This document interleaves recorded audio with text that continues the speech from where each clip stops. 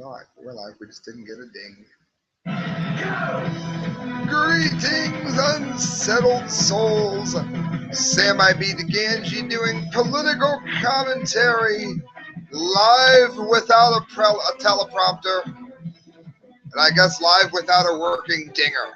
Nothing's worse than going live without a working dinger. I've been looking at the analytics as my dinger dies here. I've been looking at the analytics, and people have a habit of skipping to certain parts of the show, which is fine. Do me a favor. Listen to the whole show. Doesn't really matter all that much if you watch it. I'm really not all that interesting to watch. You're going to want to listen to the show. This is going to be a show full of the stupidest, most mindless, idiotic, most ridiculous things that you have ever heard all in one show. If I look like I'm looking at two cameras, I am up there and here. Also, you're going to be amazed at who wins the Dunce Cap of the Month award. It is so far my pick for Dunce Cap of the Year award, the level of stupidity that is about to be reported. But before I get to that, go get yourself a popcorn in Colorado, roll yourselves a fatty if you wish. But do be prepared to listen to all of the stories because the stupidity is amazing. First of all, I have run into a number of stories from the PC crowd, and I got so many of them. The political collect, you're not allowed to say this, you're not allowed to say that crowd. I decided that I was not going to give the Dunce Cap of the Month award to any of them. However, I have so many of them that I want to blow through them, and each one is dumber than the last. Again, sit back, eat a ham sandwich, doesn't matter who it offends, and listen to these stories. PC police, that's politically correct, want to ban ham sandwiches because Muslims find them offensive. Now, I personally am offended by the way Jews kill kosher beef. They just cut their throat and let it bleed to death. But you know what? I don't eat kosher food. I don't support it. You know, it is what it is. But no, and live and don't let anybody else live America. That's never good enough. Listen to this. Kit Daniels, InfoWars. Businesses should ban ham sandwiches and sausage rolls from the workplace because they're offensive to Muslims and other religions, according to new guidelines written by employees. Good. If it offends you, don't eat it. It's real simple. What's next? Pizza? The guidelines published by Coexist House, the US and UK based interfaith group, recommended an outright ban of pork products from office kitchens to avoid offending employees of the Muslim and Jewish faiths. It would be good etiquette to avoid heating up foods that might be prohibited by people of other faiths.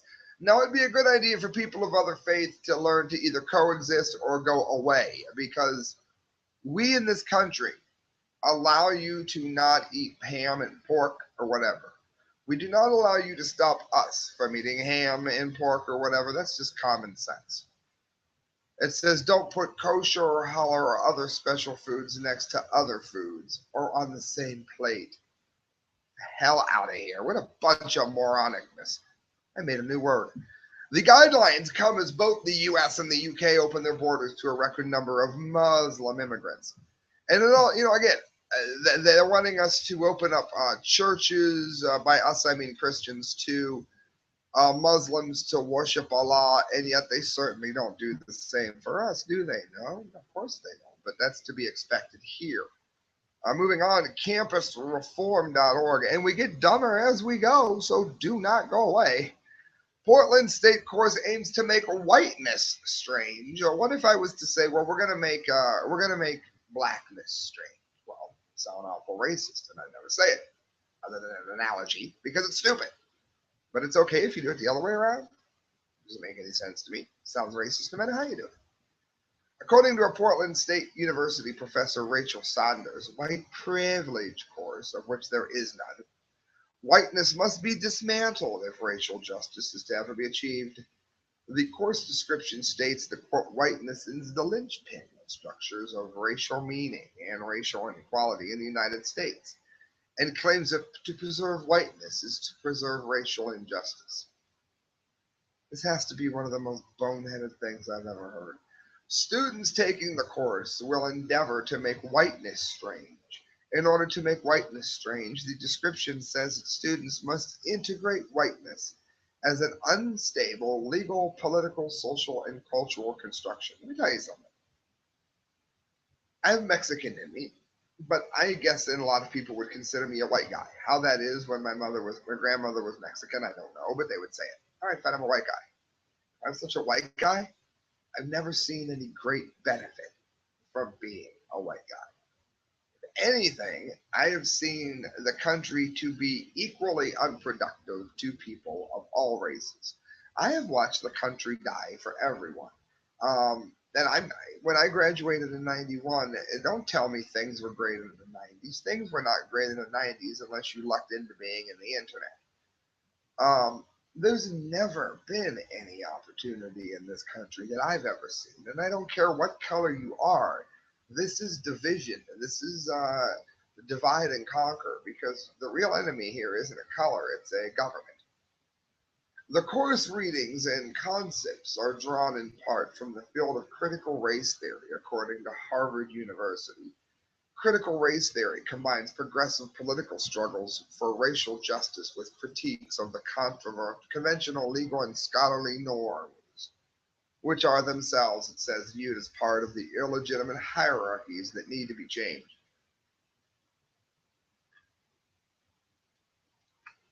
Have you ever heard a sentence more full of mind rot and stupidity than that one I just read? That was boneheadedness. In other words, if you can feel what it's like to be strange as a white person, then you can understand how black people are made to feel strange. No, we don't find people of other races strange. What we find strange is people of other races that think that we shouldn't have a pork sandwich because their religion says they can't have pork sandwiches. That we find strange. Uh, this is from Paul Joseph Watson, MTV, the channel that nobody watches anymore. Saying no can do or a long time no see is racist. Now, this I loved, and it's not all PC stuff all show. But the ones that didn't win, though, are just too stupid to ignore, friends. According to MTV News, and of course they have news, but they have no music. They have hip hop and Nickelback, and neither of that is music. And even then, they hardly ever play any videos. Using phrases and long time no see, peanut gallery, and no can do is offensive because the terms have racist beginnings. Well, what's interesting is while it might be true, I guarantee nobody that's ever said it has any idea where it came from until this bonehead brought it up. A host, Francia Ramsey, begins by claiming that the term peanut gallery is offensive because it was once a place where black people were forced to sit in the theater during the segregation. Despite the fact the phrase has no racial connotations today whatsoever, she must have gotten that out of the peanut gallery. Saying a no can do is also racist because it is used as pigpen English by Chinese immigrants in 1920s in America and subsequently mimicked by Westerners. Ramsey provides no evidence at all that Chinese people are even remotely bothered by this, but gets offended on their behalf anyway. Most of them don't know what it means either, so if you think I'm going to stop doing it on no can do. Similarly, saying a long time no see is also a mimicry of pigeon English, and therefore represents a nasty joke aimed at Chinese people. Despite the fact that virtually nobody using the phrase in the 21st century, he writes, is even aware that its origins has never been used in that way.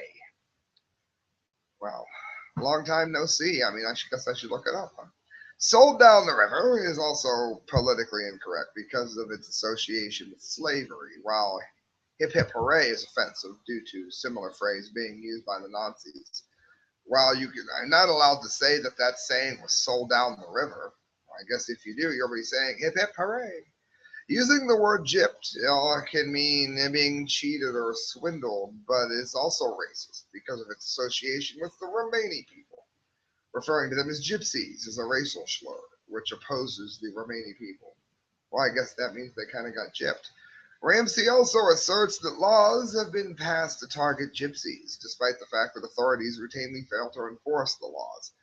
In other words, MTV, the station that nobody watches because it doesn't matter, has managed to find some obscure history lesson of which nobody knows, just to make you feel bad for talking. And you know what? I'm not going to change the way I talk at all. The way I talk is the way I talk. It's why it's called The Correct Views, and other shows are not.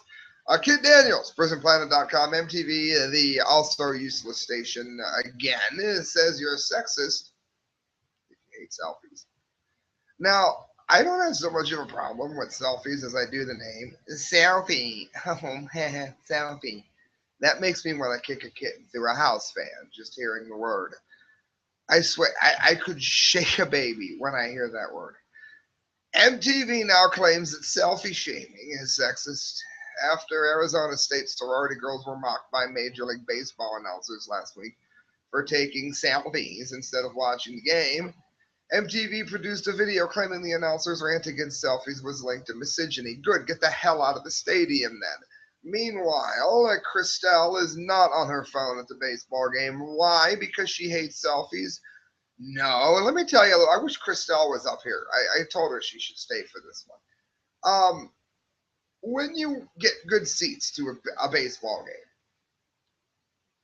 you are within right here. Here's the baseball diamond. Let me turn this sideways. But down here is home. And if you have a seat right around here,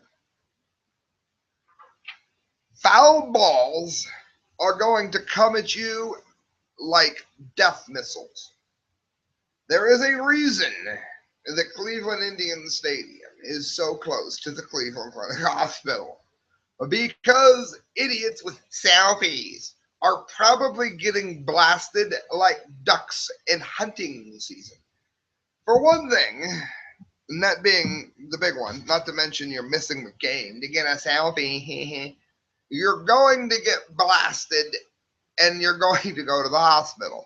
You need to watch for foul balls. And anybody who's ever had the kind of seats that don't suck know exactly what I'm talking about. Always buy off scalpers, by the way, and never pay what they ask. The announcer's little rant was splattered with sexism, MTV's Lacey Green said. When we're talking about the selfie debate, it's not just about pictures. It's a coded conversation about young women who take them. Yeah, they're idiots. The concern people express about selfies is almost identical to misogynistic insults that have been hurled at girls forever. Yeah, like a hurling baseball about to take your head off your peanut brain off your shoulders, you dumb moron. I don't care what sex you are, you're an idiot. You absolute bonehead. I hate people that have their phones out during a concert too, unless they're filming the show. That doesn't bother me any like it does some people, but good Lord. Green also claimed that selfies are a radical tool of defense against textbook sexism. Yeah, fight sexism with your phone. That's all we need. Selfies allow young women to define themselves instead of constantly being defined by other people. So you'll be defined by somebody with a concussion because you had your phone out during a baseball game. Nice definition. Selfies also promote better representation in a direct challenge to old media, where women's representation is overwhelmingly controlled by men. Yes, in this instance, men with a bat hitting a ball towards your head. It's ironic how MTV tries to claim selfies allow young women to define themselves against supposedly male-dominated society obsessed with how women look at when selfies, by their very nature, broadcast what women look like to society. Well, let me tell you what, you're going to be defined by a dent in your head from a baseball. That comes to mind. And MTV is cancer for the brain, one YouTube commenter said. Yet you couldn't be more correct. Literally one of the major dummies here. But I didn't want to give it to the PC people, but the PC people are so over the top that they had to be mentioned first in our Dunce Cap of the Month show. And again, go to the bathroom, pause the show. Don't miss any of these dummies because they go on and on and on, and they get dumber and dumber and dumber. How could you get dumber than the back-to-back MTV Dumdy fails? How about California schools barred from using Redskins as team name or mascot? Now, the reason this matters is because terms change over time. For instance, the N-word was never a compliment. However, Redskins was, I should say. It was not derogatory. It was a compliment. The PC crowd has come around and now made the term Redskin bad. It has never been bad. Oriental and Asian. If you call someone Oriental, it is not like comparing them to a rug. Changing the definition of a word does not change what the word really means. Because you don't just go about arbitrarily changing things in the English language as not to offend someone. Ridiculous. California became the first state in the nation to pass a law prohibiting public schools from using the term Redskins as a team name or mascot. Of course, Governor Jerry Brown, who Jello Biafra was so painfully correct about 30 years ago when he wrote about the man who is still governor, on Sunday approved the measure barring the use of the term that many Native Americans find offensive, but vetoed a separate measure that would have barred public properties from being named after individuals associated with the Confederacy. Ridiculous. As of January 1st, 2017, all public schools will be barred from using the term Redskin. Here's what you do. You write Jerry Brown. This is why I do the show, friends. Are you guys going to stand up for common sense, or you're not going to stand up for it? Because if you're not, then I'm doing the show for nothing. I'm literally doing the show for nothing. If you are going to stand up for it, then contact these people. I'm telling you who the idiots are. Contact them and let them know. Tell Jerry Brown that you think he's an idiot. How about that? Can you do that? Can you tell him why? Or help? Louder than Crowder. Surprise! University reverses gender-neutral bathroom experiment because, duh. Gender-neutral bathrooms are all politically correct rage, or not. Local school boards across the U.S. continue to reject the idea of bathroom swapping, and now a university, which had previously embraced the concept, has closed its gender-neutral bathrooms for good. In a shocking discovery, the University of Toronto recently found that allowing gender-neutral bathrooms increased the rate of voyeurism, or to use common English, peeping, also known as a sicko or a pervert.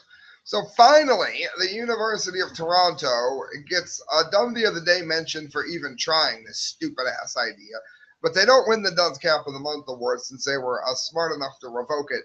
Now, I predicted that when they first started. Look up the Correct Views bathroom. You'll find that I've talked about it a lot.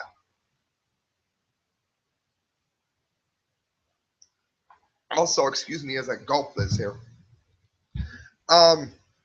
Another huge fail here is, and I don't care if it's politically correct to say it or not, women do not want to have their periods in the bathroom with men, even if said men thinks he is a woman. Doesn't matter. Get the hell out of the bathroom.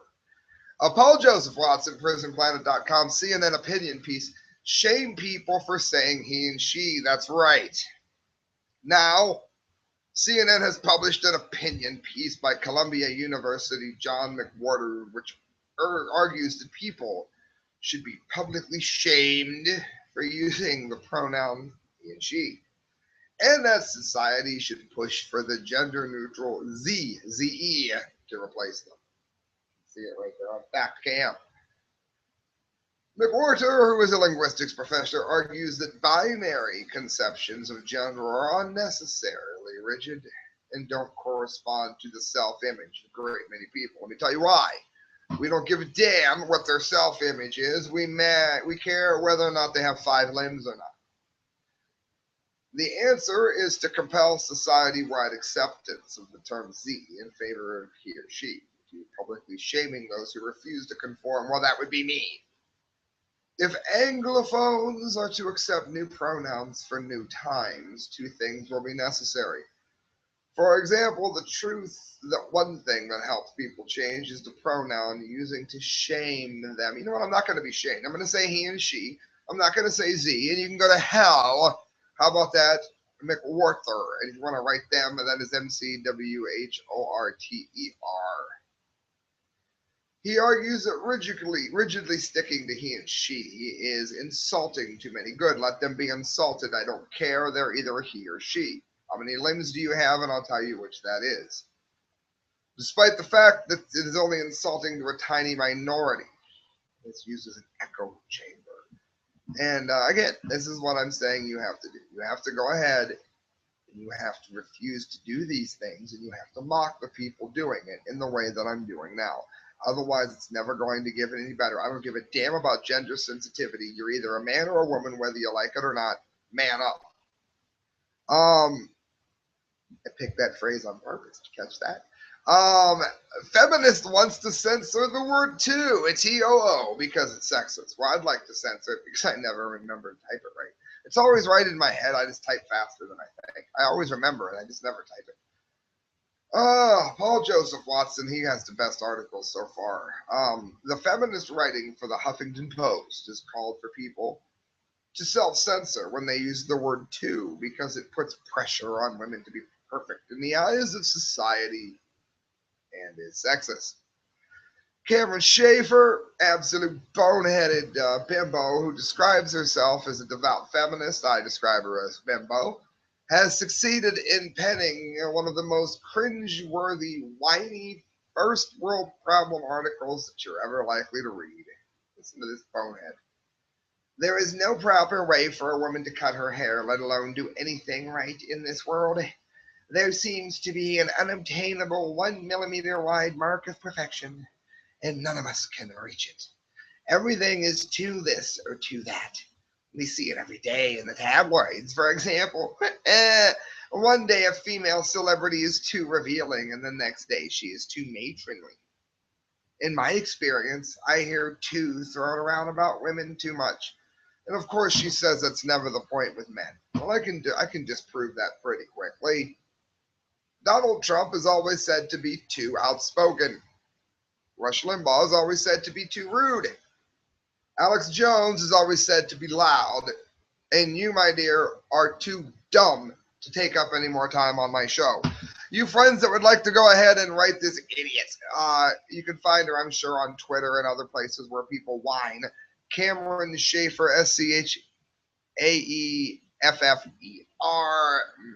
idiot. Listen to this. School suspends student elections because not enough minorities won. And what's funny about this is they've decided the minorities didn't win because they were minorities, when the truth is the minorities probably didn't win because for reasons that had nothing to do with them being a minority, they didn't want you elected. 9th, 10th, 11th, and 12th grade years, I ran for a student council. I got it my junior and senior year. I got shellacked my other 2 years. So don't give me that BS. I didn't change colors when I won. Kit Daniels, a middle school student, a middle school principal, an idiot, is withholding the results of a recent student body election because there weren't diverse enough. Principal Lena Van Herren of Everett Middle School in San Francisco, California, thank you, Snyder Savage, said the candidates who were elected weren't representative of the diverse student body. In other words, the people she wanted to win didn't win, so she blamed it on color. This is concerning to me because as principal, I want to make sure that all voices are heard from all backgrounds. So I guess if you're a white person, you're not going to be fair, right? I think she's racist. Van Herren, who you should contact and write and get a hold of at Everett Middle School in San Francisco, get a hold of her and tell her she's an idiot, said she was calling a meeting with the student candidates and officials on Wednesday to decide how to make the election results more diverse. In other words, rig them. The letter, of course, sparked outrage among parents, as it should. So it should have been something discussed prior to the elections and prior to the campaigning process. Parent Bianca Gutierrez told KTV, adding that her son, who was running in the election, is now discouraged and no longer wants to be part of the process. With a last name like Gutierrez, you can hardly say that she's racist. This is ridiculous, friends. Let me tell you something. This is more and more and more proof that there's not a problem with different ethnicities. There is a problem with this divide and conquer mindset that we are seeing. And it's becoming so pervasive that there's no way I could not tell you guys about it. And we've got more as I die of thirst here. Black Lives Matter co founder calls capitalism racist. Now, let me tell you something that's kind of funny about that. It's a capitalistic society that existed that was able to do away with slavery. It was the capitalistic mindset that even allowed something such as secession from the Union to seek into the lives of people that led to the war that freed black people. And I'm very glad they were freed. That's not my point. Point is, capitalism is what set them free. But no, capitalism is racist, according to Black Lives Matter co-founder, the idiot Alicia Garza. Is capitalism bad for blacks? Yes, she told a crowd of over 500 at the University of Maryland on Tuesday. Well, let me tell you what. Look up fascism under Adolf Hitler, which is not capitalism. He hated capitalism. And see how well you would have done under that system. See if you would have done well there. It's an entirely different system. I'm sure you'd have done great. Also, many African Americans are Christian. Maybe you should have lived under Stalin's Russia and seen what he did to Christians and seen how well the black race was treated under Stalin communism. Or why don't you go over to North Korea, live under Kim Jong-un, and see how black culture is accepted there? They're not capitalists. As a matter of fact, capitalism is the defining force that has led to equality for black people. This woman is an idiot. Black folks were the first currency in this country. That's not true. Gold was. Garza continued in response to a question asked by Campus Reform. She's wrong already. When you have a system that's built off of buying and selling human beings and forcing through violence those human beings to provide free labor, it generates a lot of wealth. Not just for people, but for the entire nations, and then locks them out of the access to the basic human needs. There's something very wrong with that system. What's interesting about that is only 2% of whites ever owned slaves in America. You do realize that, right? You have the 1% now. The 1% could afford just about any luxury they want today. Back then, 2%, every white guilt. Do you realize that most white people don't come from the families that ever owned slaves? Most people do not know that. She's conflating crony capitalism, though, pioneered by the mega banks, which are funding Black Lives Matter, with free market capitalism, which no longer exists. It goes on that free market capitalism, which libertarians are in favor of, which is free to people of all colors and equally liberty-ridden, is based on voluntary exchange of goods and services, which by its very definition is incompatible with slavery. Trade or exchange is engaged in precisely because both parties benefit. If they did not expect to gain, then they would not agree to exchange. Austrian economist Murray Rothbard once wrote, this simple reasoning refutes the argument against free trade typical by the mercantilist period of the 16th century Europe that basically expounded. In other words, the mercantilists argued that in any trade, one party can benefit at the expense of the other, but that's not true. Both parties benefit. What we have today is crony capitalism, which routinely abuses human rights because it's not really capitalism at all. but it's rather what is called Fabian socialism, with a veneer of capitalism used to transfer wealth from impoverished Americans to the banks of the world. And it is the banks of the world, of course, that are funding Black Lives Matter, which is why they're on the Dumdy of the Day. InfoWars loves that graphic. They overuse that. They also overuse the cop car. This is Paul Joseph Watson again. University says using the term politically correct is a politically incorrect microaggression. How about if I tell them to go to hell and flip them off like this? Is that more than a microaggression? I would hope so. If you thought that the war on language, and there is such a war on language in this country, nobody knows how to speak. If you thought that the war on language was being waged by some American colleagues was out of control, and you ain't seen nothing yet, great writing. According to the University of Wisconsin-Milwaukee, using the term politically correct as a pejorative is a politically incorrect microaggression. In other words, complaining about being politically correct is politically correct, and making fun of the word is politically incorrect.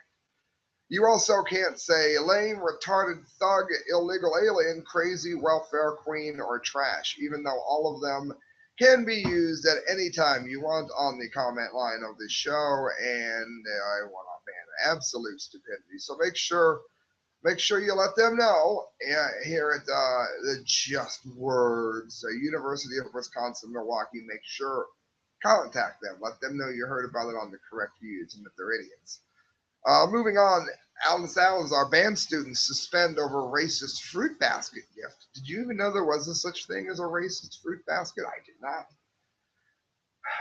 Several students at a high school in North Texas have been suspended over one administrator's claim was a racially charged gift given to members of a competing band. Looks like they're holding a pumpkin to me. A great big orange pumpkin. On Friday, members of the Atascocita, that is ATASCOCITA High School Marching Band, exchanged gifts with the Summer Creek High School band members prior to the night's football game.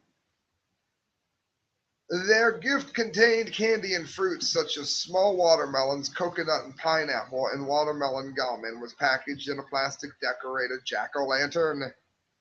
The gift was supposed to encourage good sportsmanship, ABC affiliate KTRK reported. But an investigation by school district administrators deemed the gift indeed to be racist. A statement from the district claimed, quite incorrectly, she condemned the students for their racial insensitivity and lack of good sportsmanship.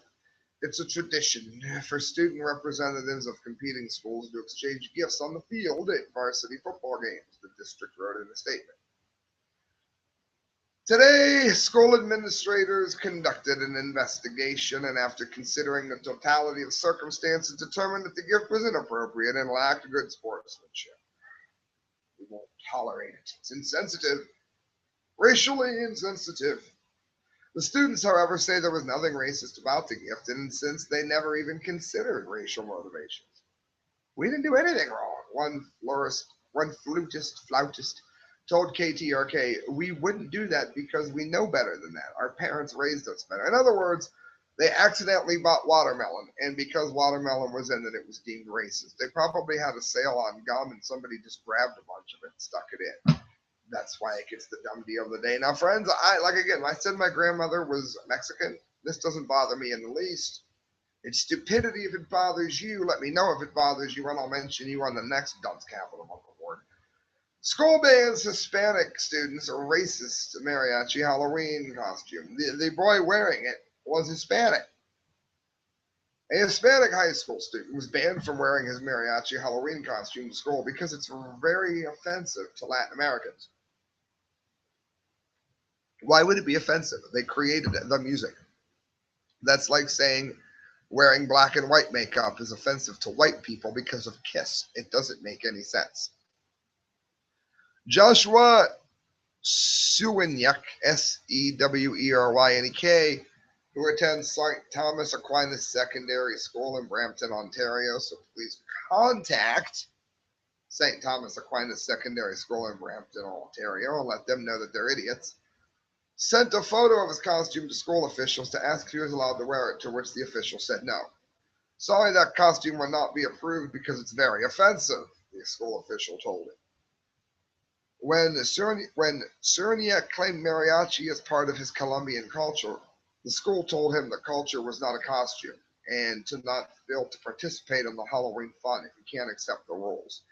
So, a Latino in a mariachi costume is considered offensive when he is proud of the fact that his culture invented mariachi music and proudly wore this to school.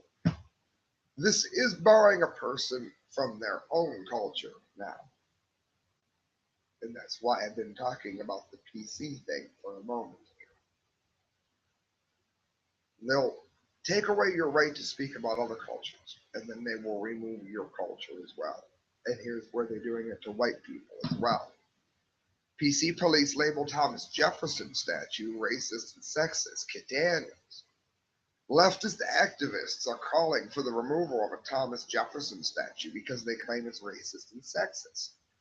Feminists and Black Lives Matter, who just about every lives matter in the whole world except the idiots that run theirs, I guess even theirs do, hard though it is to admit. Protesters had previously defaced the statue at the University of Missouri, and I'm talking about the group, not the people, using post-it notes with phrases such as racist, rapist, and slave owner. Now they're lashing out at students who hosted a Stand with Jefferson rally in support of the statue. A black girl got the nerve to have been in a picture and sign a petition. She's such an Uncle Tom. So because the black girl happens to enjoy her American history, which includes Thomas Jefferson, this black girl now is an Uncle Tom, throwing their own people to the wolves just because they don't agree with them. Divide and conquer. Keep us all fighting. That's the goal here. Wells responded by stating that her political beliefs should not be determined by her race. For a movement that wants to end racism on campus, their, meaning Black Lives Matter, response to the event and my participation in it I felt was very racist and hurtful, she told Campus Reform's Chris Newell. Another activist claimed the students were fighting for a slave-owning rapist statue instead of fighting for the actual rights of the people on campus. And she's a self-described radical feminist, this bonehead Allie, A-L-L-I-E, on Twitter. Fortunately, the counter movement to keep the statue on campus gathered more signatures. Thank God. Thomas Jefferson owned slaves, third president of the United States, and there is a monument to him in the Capitol of the UN, she said. No one ever asked for it to come down. Nobody is supporting the fact that he owned slaves. What they are supporting is the fact that he helped frame the Constitution, which again ultimately led to the end of slavery, but you did not see in the other political structures that I just spoke. Two more in the PC brigade here, then we go into the actual meat and potatoes of the Dundee. High school bans racist patriotic clothing and pro-Trump gear. Pro-Trump gear is not racist gear. Donald Trump wants illegal aliens out. He does not want immigration to stop. That is not racist. That is common sense. A high school is banning pro-Donald Trump and patriotic clothing at an up-and-coming football game because the clothing is racist. It is not. School officials at Corona del Sol High School in Tempe, Arizona, please contact Corona del Sol High School in Tempe, Arizona, and say go Trump. If you do that, you show me proof that you did it by filming yourself doing it. I'll donate $10 to your favorite charity. Make sure I know about the video. They also rejected the planned USA theme at the game because of its negative connotations. Yeah, USA in USA is considered offensive. The theme was changed to Orange Out after the administration decided it was best to avoid any possible offensive connotations the theme would have. In other words, wear orange for no color at all because orange can't be offensive to anybody, but don't stand up for your own country. And if you wear Donald Trump gear, he is racist, so you can't come to the game, which is an attack on free speech, which is taking your culture away from you.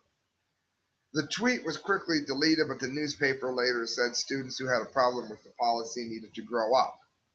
No, the school needs to realize that they need to stay out of people's dressing attire, stay out of their political beliefs, stay the hell out of their lives. How sleeping comfortably while white is now racist. Scientists claim this is Michelle Phelan. An article posted to the National Journal last week claims that whites are more likely to sleep comfortably than blacks because of widespread racism. I can tell you firsthand that that's not true. I, as a white guy, have a terrible, terrible time sleeping. It takes me, even if I am exhausted, forever to fall asleep. Life has simply made me an incredibly stressed person, of which I am unable to sleep properly.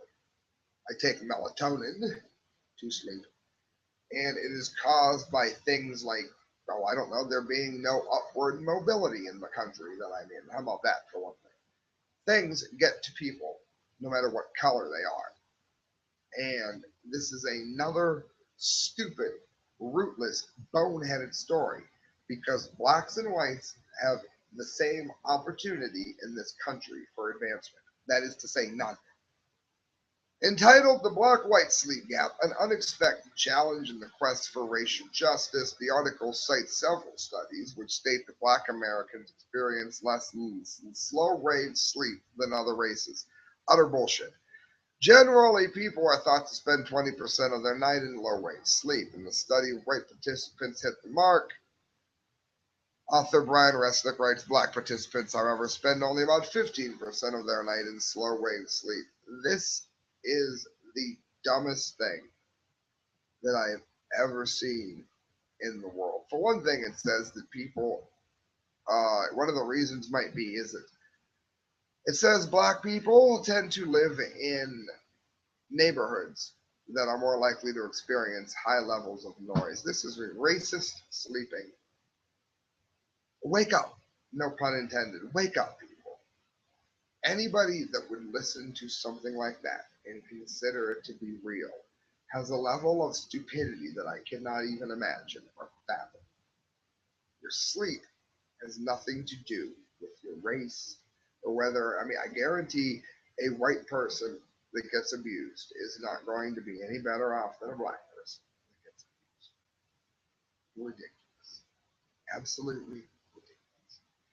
Oh, friends, you're listening to the correct news. We're going to get down to the meat and potatoes now. The ultimate dumb news, the ones that are not part of the PC crowd, the ones that are extra stupid.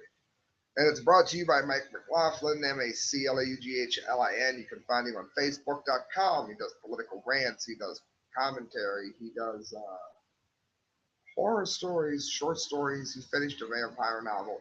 Go look up Mike McLaughlin. Tell him you heard about him on the correct news. Voices of Liberty. TSA making the Dumb D show. Finds a woman $2,000 for a small jar of apple butter. The Transportation Security Administration is often chided for its security theater. But whatever happens at the checkpoint tends to stay at the checkpoint. So for one unfortunate woman, characterizes the agency as relentless. The TSA is threatening to take away Mary Hoystein off the court if she doesn't pay $2,000 as a fine for apple butter.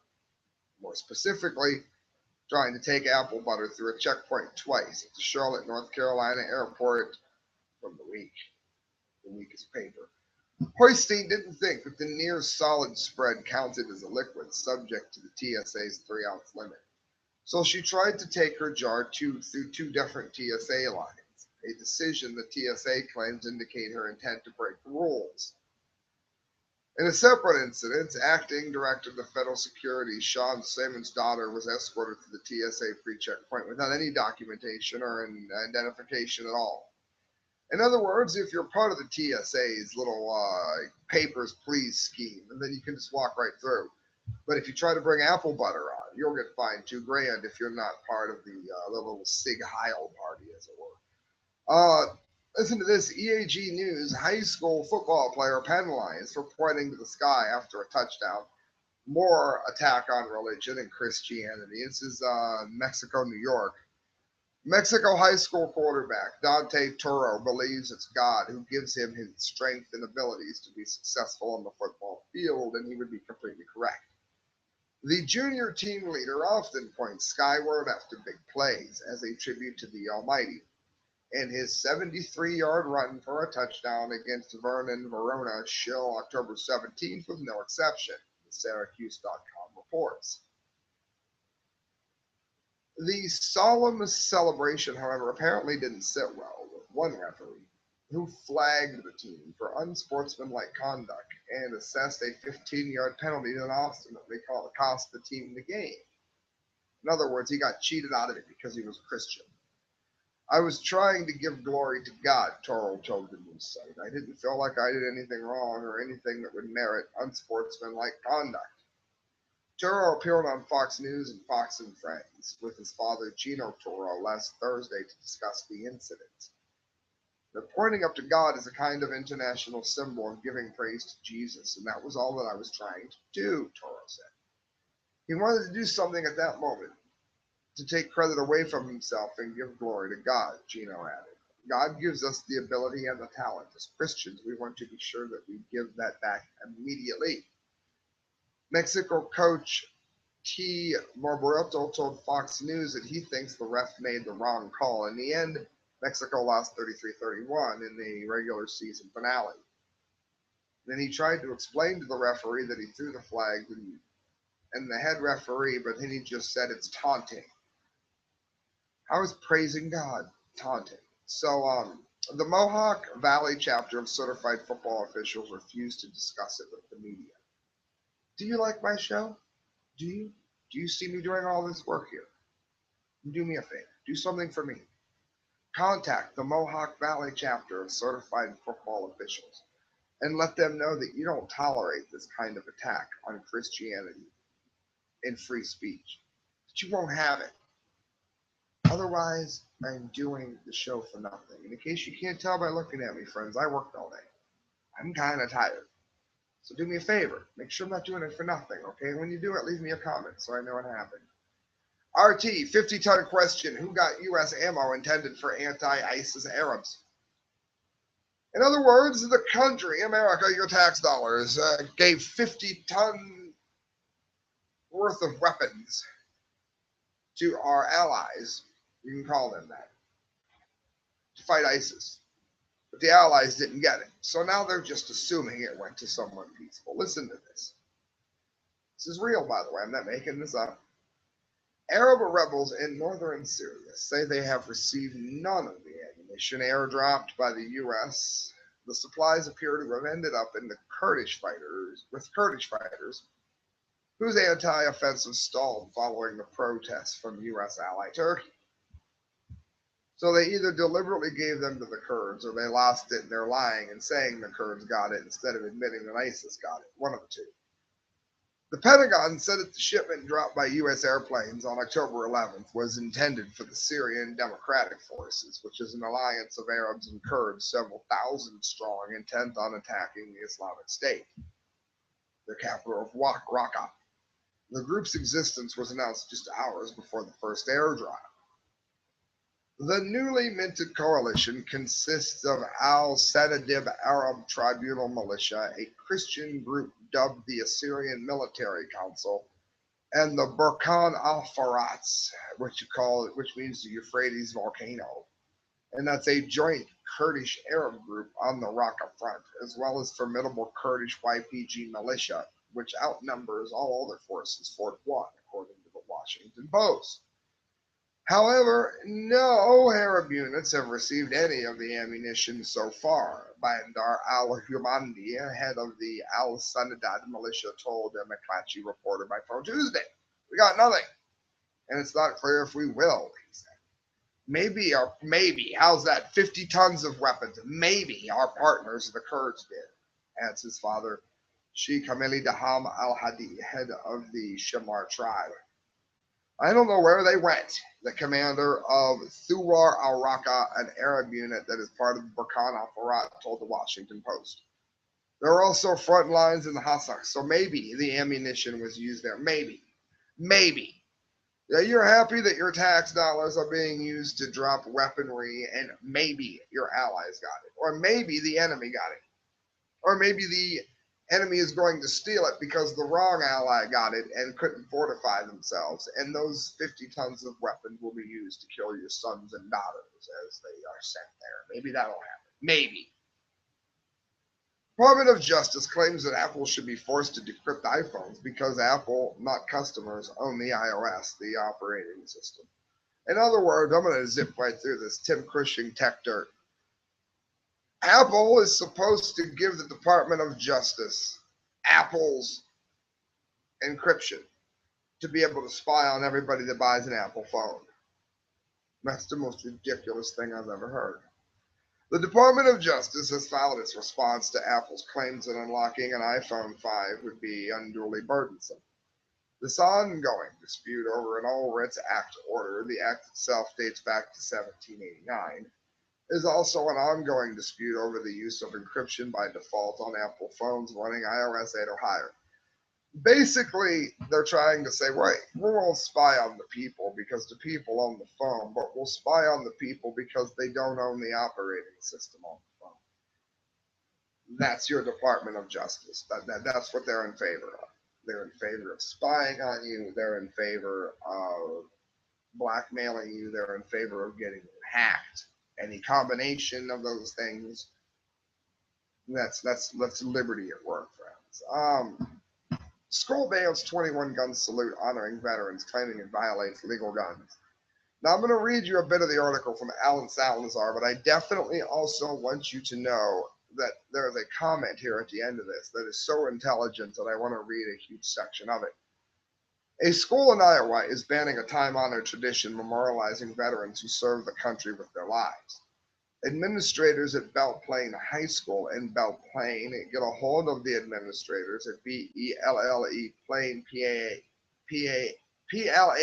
High School in Belle Plaine and tell the facility they no longer hold their annual Veterans Day assembly on school grounds, claiming the event's traditional 21-gun salute violates Iowa gun laws. According to NBC affiliate KWWL, then the gun laws are unconstitutional and need to be violated. It's a good thing. A previous report from KWWL stated that the school claimed the 21-gun salute promoted gun violence. So the veterans don't get their 21-gun salute because it promotes gun violence, right? Or does it? If you look the article up on InfoWars, you'll find Jake C. Texas, all one word, Jake C. Texas, who was in charge, among other things, he lists his credentials here, of doing a 21-gun salute. And it's technically not, he writes, a 21-gun salute. But most people think it is because the firing squad consists of 7 soldiers firing 3 volleys of blank rounds. The historical origin and meaning behind the firing squad, writes J.C. Texas, at funerals goes back to the Revolutionary War era, when 3 volleys were fired over the heads of the enemy troops to cease fire. This was so that the dead and wounded could be taken off the battlefield before the fighting commenced. Yes, there was actually still honor among men back then, when they actually followed protocol to pay respects to the fallen and care for the wounded, instead of just trampling over those who could no longer help themselves. In other words, the 21-gun salute needs to be taught as an important lesson in history and honor, even in war. But no, it was banned. A few more stories to get to. Chancellor Merkel, Lord God has sent illegal immigrants. EU Cardinal says entry into Europe was a fundamental right. That's right.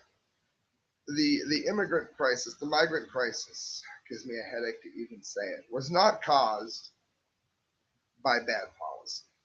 It was not caused by the destabilization of the Middle East due to war. It was not caused by radical Islam taking over the rights of even fellow Islamists. No, God sent them. As a Christian, that makes my skin crawl. A German economic news website, Deutsche Wirtschaftsnachrichten, reports Chancellor Angela Merkel as declaring the massive influx of illegal immigrants entering Germany and Europe are sent by God. Merkel, who shouldn't be allowed to be a dog catcher, said it is the duty of Germany to accept the migrants, most arriving from Syria and the Middle East. What it's going to do is destroy Europe. It's going to destabilize the whole region. You do realize they found weapons cache stored away in Sweden in a safe haven for the migrants, right? These peaceful migrants were smuggling weapons and kill Swedes who were non-Islamic, is what they were doing. The Chancellor said she is in agreement with Cardinal Reinbold Marx, the president of the Commission of Bishops. In other words, God sent them, and we're supposed to take care of them, even though it's clear they're coming in to destabilize the area and utterly decimate the existing culture. What's the solution? Slaughter them all? No. Trump had the best idea. There are sections of Syria that the United Nations controls. Let them live there until such time that the war is over. And then if they wish, they can go back to their cities. Keep them in Syria, in the UN-controlled section. Do not disperse them through all of Europe, where they are not going to be able to acclimate very well at all.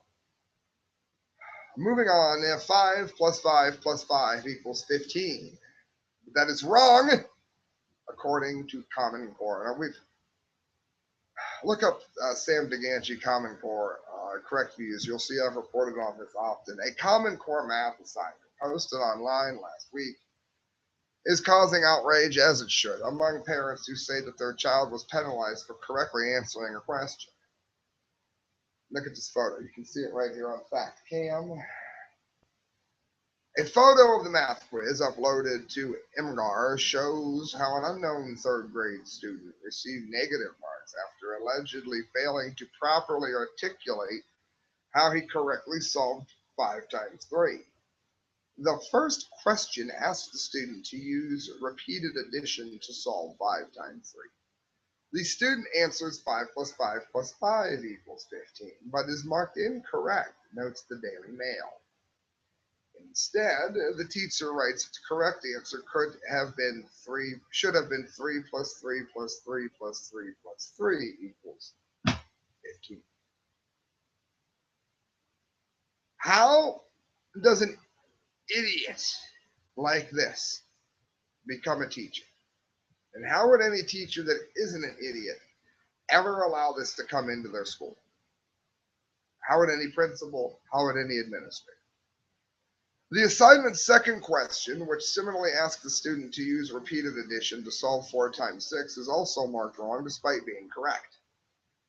In the second question, the student are asked to draw an array to solve 4 times 6, the Daily Mail adds. The student draws 6 rows of 4 and is again wrong, with the teacher drawing 4 rows of 6 as the correct answer. Commentators on the photo, including several who claim the teachers in training were outraged, alongside young student parents. This is Common Core. This is what they're teaching our children. This is how they are making the already hated topic of math even worse. Listen to this. Teacher tells a 13-year-old black conservative that he's not worth saving in a fire. I love this kid, by the way. I've watched his videos before. He's one of the smartest kids in America. Definitely more than the bomb kid. The teacher at Columbia Middle School in Evans, Georgia, allegedly told his students that outspoken 13-year-old black conservative C.J. Pearson was not worth saving in a fire. Another example of how liberals seem to believe that hate speech is acceptable as long as it's directed to those on the right. Pearson previously made headlines after his Twitter account was blocked by President Obama's official Twitter account following a video in which Pearson criticized Obama over his response to the clock kid. White House officials also made fun of the teenagers. So, of course, Barack Obama says that the Republicans are weak because they can't handle the debate questions on a liberal news network, but he can't handle a 13-year-old kid making a Twitter video. Pearson was told by several other students in his class that teacher Michael Garrison said CJ is not worth saving in a fire and that he hates him. So make sure you contact Columbia Middle School in Evans, Georgia, and let them know about this. It's always great having a teacher that's not only a liberal bully, but someone who engages in slander, Pearson told the Bismack Review. My words are bold, and I don't expect everyone to agree, but to have a teacher say that about me, completely inexcusable. School principal Eli Putnam has promised a full investigation into the matter. Friends, that's how you're treated when you're right and you're black. Now, if you want to say something absolutely moronic and you want to pretend that racism exists everywhere you look, then you're fine. But if you're actually somebody who can see the writing on the wall and you can see that the problems in the country have nothing to do with race except for how they want to divide us, then you can see how this kid gets hated. I got two more stories to get to here before the big dumb D. Brought to you here by Sticker Junkie. Sure, look them up, stickerjunkie.com. Type in the correct views, you'll get a discount.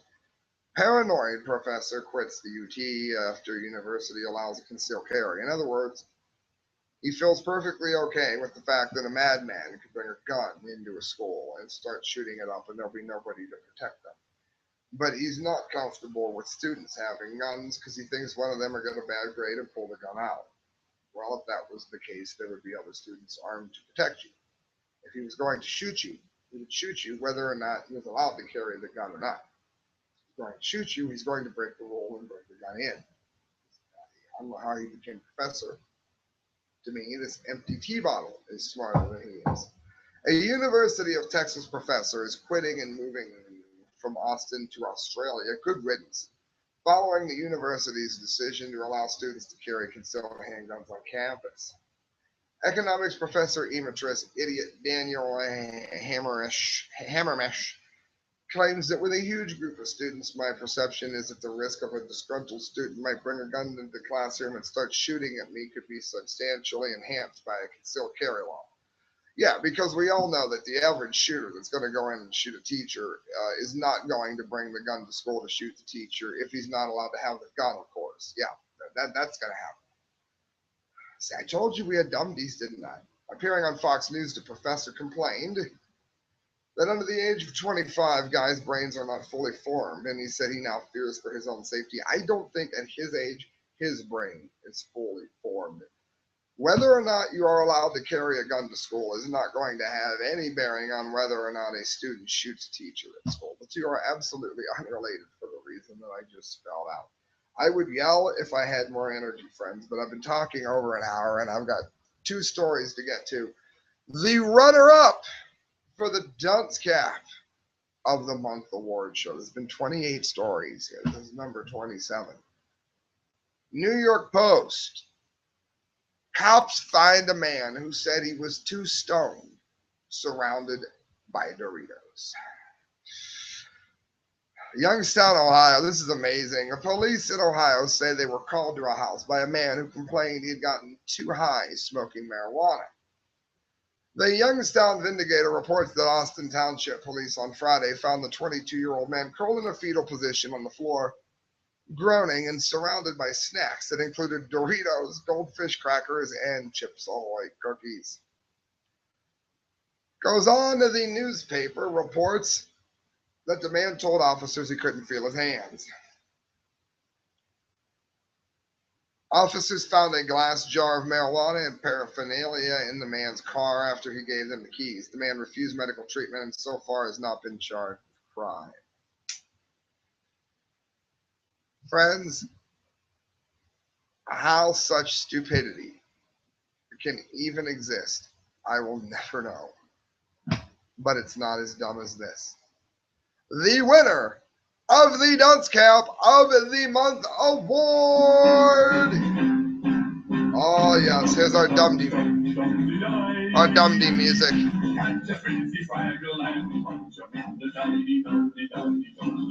Are you ready for this? Pouring drain cleaner in your eyes.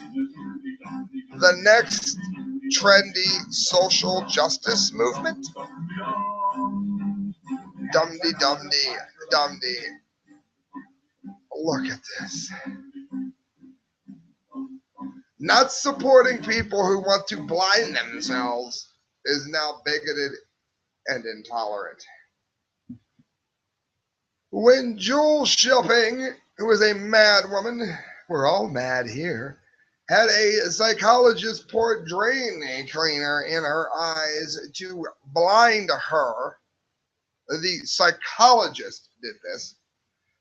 The reason she gave was precisely the same justification by transgender people who have their genitals surgically removed. I really feel this is the way that I was supposed to be born, that I should have been born blind from birth, the mad 30-year-old woman says. Shipping, who should be put in a straitjacket and never let out, a sufferer of body integrity disorder, remembers that she fantasized about being blind from the age of 6. Acquired a cane in her teens, took her that long to acquire a cane, and had learned Braille by the time she was 20. In 2006, Shipping, the mad woman, finally found someone to help her realize her dream, a quack, which is when the psychologist quacked for a drain cleaner in her eyes. She should be disbarred and sent to prison for that. It hurt, let me tell you. Good. My eyes were screaming, and I had some drain cleaner going down my cheek, burning my skin, Shipping says. All I could think was, I'm going blind, and it's going to be okay. You know what? I'm not sure this woman is worth saving in a fire. I take it back. After waiting 30 minutes before going to hospital, doctors were unable to save Shipping's eyesight, which gradually declined over the next 6 months. So now, of course, taxpayers get to pay for it. The taxpayers get to fund the bill for this idiot wanting to be blind. They had to let her starve to death. Despite the fact that her sister and mother completely cut off contact with her over the incident, Shipping says she's never been happier. Her family is at least sane. The ethics of whether it is okay to take a normal person and make them disabled, I think you can make an ethical case for it. If you conceptualize this as treating the condition, then it's okay to do it, according to Dr. Michael First, professor of clinical psychiatry at the Columbia University, who's winning the DUNCE Captain of the Month award. Chase is completely correct. Following the footsteps of the stunning and brave Caitlyn Jenner, Jewel Shipping could become the next civil rights icon. But just as transgender people were once treated as mentally ill for wanting to slice off their penises, Shipping's story illustrates how society's judgment of pouring drain cleaner in your eyes is a negative thing for merely another form of vile discrimination. Based on that premise, people who accuse Shipping of being mentally ill, yes, I think she belongs in a loony bin, and making the wrong decision are bigoted, intolerant, and hateful, then that's fine, that's what I think. And the notion that body integrity identity disorder is a mental disorder is also incredibly ignorant. Why shouldn't people be encouraged to pour bleach into their eyes, PJ Dub writes, and hack off their limbs if it makes them happy? And why shouldn't taxpayers be forced to pay for it, as they are in the United Kingdom for sex reassignment surgeries? That's right. A guy that thinks he's a girl that thinks he's a guy, society's got to pay for their madness. Until we embrace the fact that pouring drain cleaner in your eyes is merely a different way for a person to express who they truly are, it's arrogant to pretend that we are building a progressive society. Now that the battle for transgender acceptance has been won, pouring drain cleaner into your eyes should be heralded as the next social justice movement, and anyone who questions the logic behind it should be publicly shamed and outed as the intolerant bigot that they are. And that, friends, I'm going to show you the dunce cap and then read you the dunce cap award. Look at this. Let me make sure I can see it in the camera. I hope it's picking up on the one up here. Dunce. Look at that. The writing, I'll read it to you in a moment. Look at all the eyes, the googly eyes everywhere. Red eyes, go blind. You helped a woman go blind? What's wrong with you? What do you do next? Help people who are deaf. Great hat from Christelle here. Designed by Christelle. TCC, of course, the correct crew for political satire only. Enjoy this. Here's what I wrote. There's a picture of the idiot that did it, superimposed into the back. Dunce Cap of the Month Award. This Dunce Cap of the Month Award goes to Dr. Michael First, Professor of Clinical Psychiatry at Columbia University, for somehow missing, I wrote, in total, the first rule of medicine, which says do no harm. And this you did by foolishly and incorrectly thinking that it did less harm to call a mad woman mad than it does to suggest the mad woman not ruin her perfectly working eyes to become blind by pouring drain cleaner into her eyes. Now not only is her sight gone and never to return, but also now Joe taxpayer gets to pay for her blindness as if she were some victim. You have to be the worst doctor in all of medical history, perhaps on par with Dr. Mengele. And for that reason, you win the Dunce Cap of the Month Award. And might I add, my pick for Dunce Cap of the Year so far. The stupidest story that I have had all year. Friends, I just covered 28 stories and talked to you for over an hour and 11 minutes. Do me a favor. Share the video. Hit subscribe. And please donate to the show. You can do so at the correct views at hotmail.com. I'm working hard for you. Every penny you give to me, friends, goes towards a better show. Now I'm going to go and crash because I'm exhausted. Good night, friends. God bless.